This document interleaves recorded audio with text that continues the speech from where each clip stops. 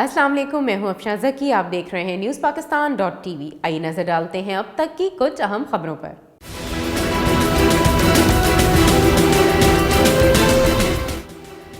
وزیر اعظم کی سربراہی میں اہم اجلاس، حکومتی ترجمان اور پارٹی کے سینئر رہنماؤں کی شرکت۔ حکومت غریب عوام کو ریلیف فراہم کرنے کے لیے ہر حد تک جائے گی، وزیر اعظم عمران خان کا بیان۔ کہا حکومت کی اولین ترجیح عوام خصوصاً غریب اور تنخواہ دار طبقہ ہے۔ غریب عوام کی تکالیف پر حکومت خاموش تماشائی نہیں بن سکتی۔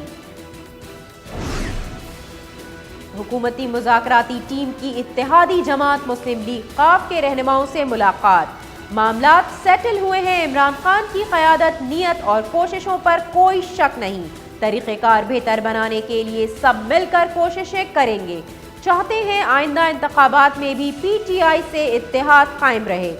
سربراہ ق لیگ چودھری پرویز الہی کی حکومتی مذاکراتی ٹیم کے ہمراہ میڈیا سے گفتگو۔ پرویز کھٹک نے کہا کہ ق لیگ اور ایم کیو ایم سمیت تمام اتحادی ہمارے ساتھ ہیں۔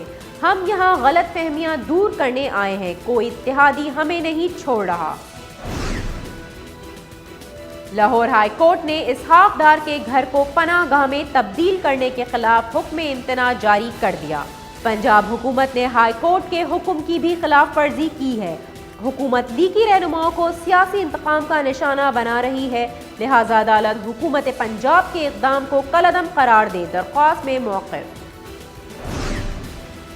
ایران کے خلائی پروگرام کے لیے ایک اور دھچکا، راکٹ کے ذریعے سیٹلائٹ کو مدار میں بھیجنے کی ایک اور کوشش ناکام۔ ایران اس کے ذریعے اپنے بیلسٹک میزائل پروگرام کو ترقی دینا چاہتا ہے، امریکہ کا دعویٰ۔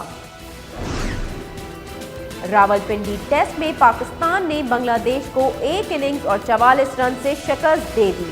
نسیم شاہ میچ کے بہترین کھلاڑی قرار۔ سیریز میں پاکستان کو 1-0 کی برتری حاصل۔ دوسرا ٹیسٹ 5 اپریل سے کراچی کے نیشنل اسٹیڈیم میں شروع ہوگا۔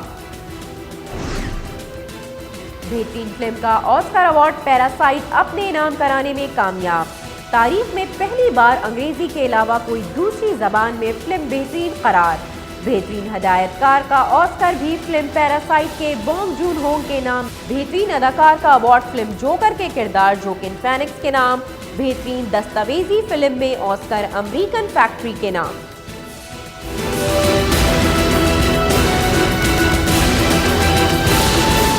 اب تک کے لیے اتنا ہی۔ مزید خبروں اور اپڈیٹس کے لیے وزٹ کیجیے ہماری ویب سائٹ newspakistan.tv۔